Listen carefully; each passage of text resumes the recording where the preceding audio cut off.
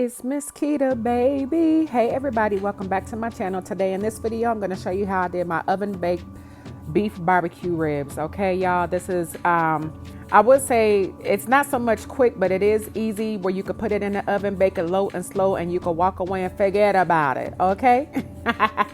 All right, y'all. So again, we're going to bake this low and slow, and we're going to pair it with macaroni and cheese, cabbage, and cornbread. Let's go ahead and get into it. I'm going to start out by putting my beef ribs into a bowl, and I'm going to hit it with some liquid smoke.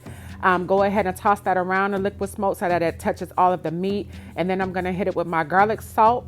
Next, I'm going to go ahead and hit it with a little bit of canola oil. That's what I work with. And now I'm going to go into adding some smoked paprika, a little bit of cayenne pepper, some onion powder, my garlic powder, and my black pepper. And I went ahead and added some Sazon seasoning to this as well. I wanted to give it a try and I like the taste of it. Now I'm going to end it with adding a little bit of brown sugar, toss it up, and then I'm going to let this thing marinate for about an hour or so. Put it in a gallon Ziploc bag, put it in your fridge, let those seasonings get into that meat, and we're good to go. Once it's done marinating, I'm going to go ahead and preheat my cast iron skillet over medium-high heat, and I'm going to sear every side of these beef ribs. Okay, that's added flavor, y'all. Now you could skip this step if you don't feel like or have the time to sear your meat, but you know, most of the time when I'm cooking for my husband and he likes his stuff seared. All right, y'all.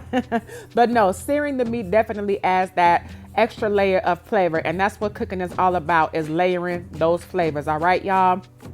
Now look, while I'm up here searing these sides, I want y'all to go ahead and click that subscribe button, click that like button, and share this video with everybody that you know, okay? And go ahead, if you're feeling jazzy and snazzy, go ahead and leave me a comment, all right? All right, so again, you want to let it sear for about, you know, a few seconds to a minute or so, depending on your stove and how quickly it heats up. I had mine on medium-high heat, and so it didn't take long to sear on each side. You just want to take a peek at it and make sure it has a nice golden crust.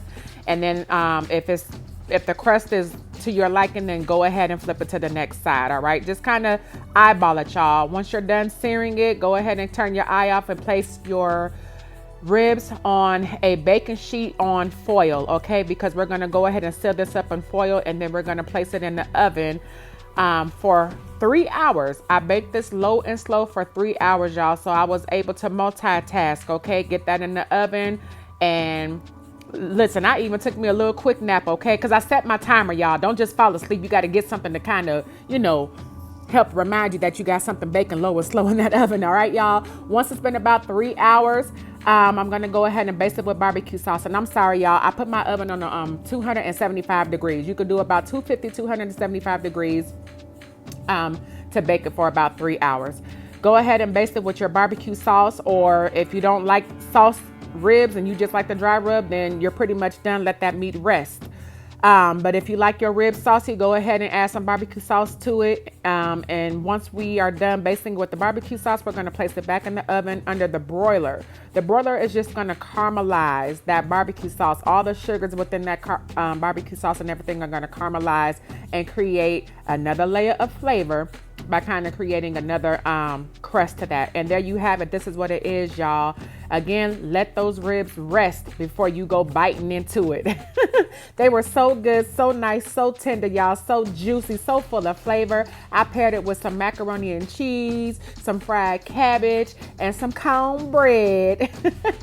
Go ahead and get into it, y'all. I really need to work on my plate and presentation, but look, y'all know what it is. Thank you so much for watching.